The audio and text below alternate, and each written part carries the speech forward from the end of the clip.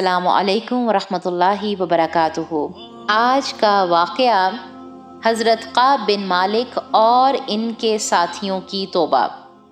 اللہ سبحانہ و تعالیٰ سورۃ التوبہ آیت نمبر 117 اور 118 میں فرماتے ہیں، اللہ تعالیٰ نے پیغمبر کے حال پر توجہ فرمائی اور مہاجرین اور انصار کے حال پر بھی، جنہوں نے ایسی تنگی کے وقت پیغمبر کا ساتھ دیا جس کے بعد ان میں سے ایک گروہ کے دلوں میں کچھ تزلزل ہو چکا تھا۔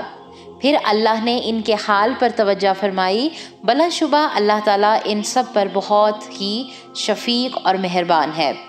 اور ان تین شخصوں کے حال پر بھی جن کا معاملہ ملتوی چھوڑ دیا گیا تھا، یہاں تک کہ جب زمین باوجود اپنی فراخی کے ان پر تنگ ہونے لگی اور خود اپنی جان سے تنگ آ گئے اور انہوں نے سمجھ لیا کہ اللہ سے کہیں پناہ نہیں مل سکتی بحث اس کے کہ اس کی طرف رجوع کیا جائے، پھر ان کے حال پر توجہ فرمائی تاکہ وہ آئندہ بھی توبہ کر سکیں۔ بے شک اللہ تعالیٰ بہت توبہ قبول کرنے والا، بڑا رحم والا ہے۔ اس آیت میں اللہ تعالیٰ نے فرمایا کہ میں نے ان تینوں کو معاف کر دیا جن کا معاملہ پہلے ملتوی کر دیا گیا تھا۔ جب ان پر زمین تنگ کر دی گئی تھی تو اللہ تعالیٰ نے ان کو معاف کر دیا۔ اللہ تعالیٰ بڑا معاف کرنے والا ہے۔ واقعہ کچھ یوں ہے، یہ تینوں صحابی تھے۔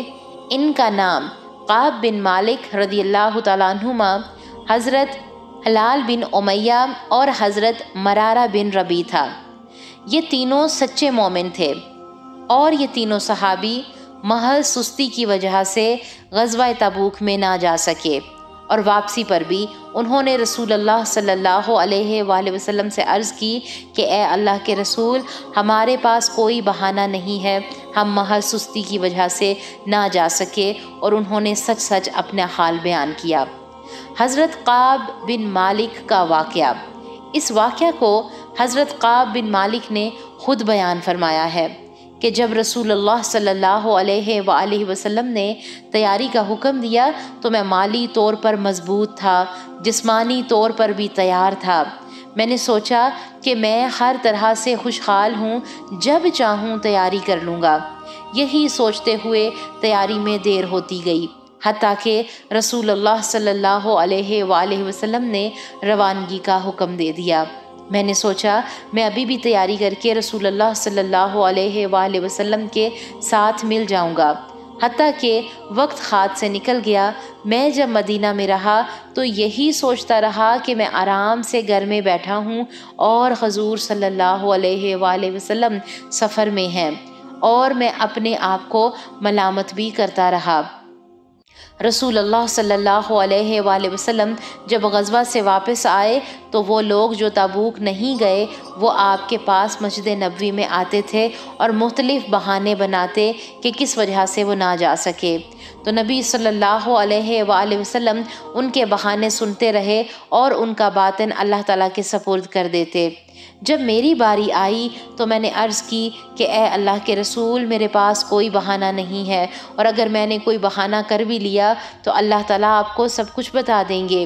میں مالی طور پر مضبوط تھا، سفر پر جا سکتا تھا، محض اپنی سستی کی وجہ سے نہ جا سکا۔ یہ سن کر رسول اللہ صلی اللہ علیہ وآلہ وسلم نے فرمایا، تم نے سچ کہا، اب اٹھ جاؤ اور اللہ تعالیٰ تمہارا فیصلہ کریں گے۔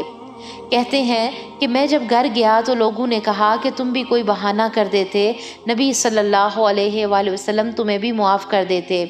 میرا خیال ہوا کہ میں نبی صلی اللہ علیہ وآلہ وسلم کے پاس دوبارہ جاؤں، مگر مجھے پتہ چلا کہ میری طرح دو اور صحابہ نے بھی میری طرح سچی بات ہی کی ہے، لہٰذا مجھے تسلی ہو گئی۔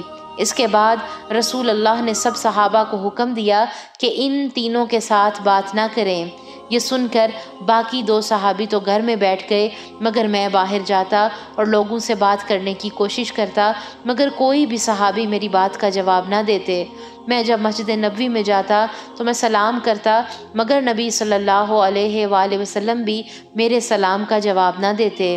میں جب تک نماز پڑھتا نبی صلی اللہ علیہ وآلہ وسلم میری طرف دیکھتے رہتے، اور جب میں سلام پھیرتا تو نبی صلی اللہ علیہ وآلہ وسلم اپنا چہرہ مبارک دوسری طرف پھیر دیتے۔ ایک دن میں نے اپنے چچا زاد بھائی سے بات کرنا چاہی، اس نے بھی میری بات کا جواب نہ دیا۔ ایک دن شاہ غسان کا ایک نمائندہ آیا اور مجھے شاہ کا خط دیا کہ جس میں لکھا ہوا تھا کہ تمہارے صاحب نے تمہارے ساتھ بہت برا سلوک کیا ہے، اگر تم میرے پاس آ جاؤ تو ہم تمہاری حفاظت کریں گے اور تمہاری عزت افزائی بھی کریں گے۔ سو میں نے سوچا کہ اللہ تعالیٰ میری آزمائش کر رہے ہیں، لہٰذا میں نے یہ خط آگ میں پھینک دیا۔ دوسری طرف اسی حالت میں 40 روز گزر گئے۔ ایک دن نبی صلی اللہ علیہ وآلہ وسلم نے حکم دیا کہ تمہاری بیویاں بھی تم سے علیحدہ ہو جائیں۔ میں نے عرض کی کہ اے اللہ کے رسول صلی اللہ علیہ وآلہ وسلم، ہم صرف علیحدہ ہو جائیں گے یا طلاق دے دیں؟ اس پر نبی صلی اللہ علیہ وآلہ وسلم نے فرمایا صرف علیحدہ ہو جاؤ۔ چنانچہ میں نے اپنی بیوی کو اس کے والدین کے گھر بھجوا دیا اور اللہ تعالیٰ کے فیصلے کا انتظار کرنے لگا، یہاں تک کہ توبہ کی قبولیت کا وقت نزدیک آ گیا۔ جب 50 روز گزر گئے تو ایک دن ایک صحابی نے آواز دے کر کہا کہ مبارک ہو، اللہ تعالیٰ نے تمہاری تینوں کی توبہ قبول فرما لی ہے۔ چنانچہ میں نے فوری نبی صلی اللہ علیہ وآلہ وسلم کی خدمت میں حاضر ہوا اور سلام کہا تو نبی صلی اللہ علیہ وآلہ وسلم نے فرمایا مبارک ہو۔ اس پر میں نے عرض کی کہ میں اپنا تمام مال صدقہ کرتا ہوں، مگر نبی صلی اللہ علیہ وسلم نے فرمایا کہ خیبر کا حصہ رکھ لو اور باقی صدقہ کر دو۔ میں نے اس واقعہ کے بعد پختہ عزم کر لیا کہ آئندہ ہمیشہ سچ بولتا رہوں گا اور جہاں پر بھی دین اسلام کو میری ضرورت ہوگی تو میں لبیک کہتا ہوا حاضر ہوں گا۔ تو یہ تھا آج کا واقعہ۔ اس واقعہ میں بہت سے پیغامات ہیں۔ سب سے پہلا میسیج اس میں یہ کہ جب بھی اللہ تعالیٰ کی طرف سے کوئی پیغام آتا ہے تو اسے آج کے بجائے کل پر مت ڈالیں، ورنہ ہم لیٹ ہوتے جائیں گے، دیر ہوتی جائے گی اور دیر میں نیکیوں کے مواقع ہم سے چھن جائیں گے، پھر ہم سابقون الاولون میں نہیں شامل ہو سکیں گے۔ پھر دوسری بات کہ اگر آپ سے غلطی کوتاہی ہو جائے تو سچی توبہ کریں، اور تیسری بات کہ ہمیشہ سچ بولیں، کیونکہ سچ بولنے سے اللہ سبحانہ و تعالیٰ انسان کے لیے آسانیاں بھی پیدا کرتے ہیں، اور ایک بندہ مومن کے صفت میں بھی سچ بولنا شامل ہے۔ اللہ سبحانہ و تعالیٰ سے دعا ہے وہ ہمیں غور و فکر کی توفیق عطا فرمائے، آمین اللہم آمین۔ سبحان ربک رب العزت عما یصفون وسلام علی المرسلین والحمد للہ رب العالمین۔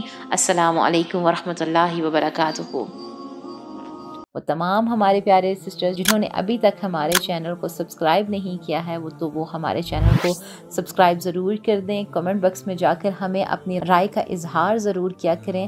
اس سے کیا ہوتا ہے کہ ہماری پیچھے جتنی بھی ٹیم ہوتی ہے اس کو بہت خوشی ہوتی ہے، کام کرنے میں آسانی ہوتی ہے، اور اس سے ہم خود بھی موٹیویٹ ہوتے ہیں کام کو لے کے، چیزوں کو لے کے۔ اللہ تعالیٰ آپ سب کو جزائے خیر عطا فرمائے، آمین۔